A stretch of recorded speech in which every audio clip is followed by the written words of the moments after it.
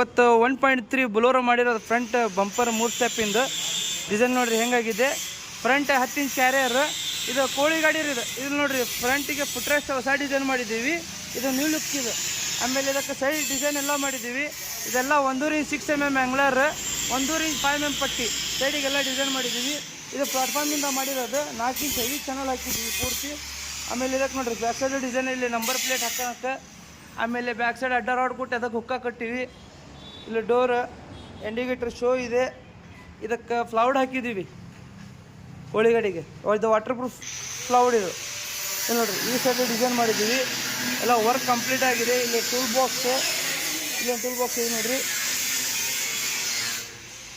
ಇಲ್ಲಿ ಸೈಡಿಗೆ 10 ಮೆಟ್ಲ front carrier. ಇಲ್ಲಿ ನೋಡ್ರಿ ಇಲ್ಲೊಂದು ಇದು ಹೊಸ ಡಿಸೈನ್ ಇದೆ ಫುಟ್ರೆಸ್ಟ್.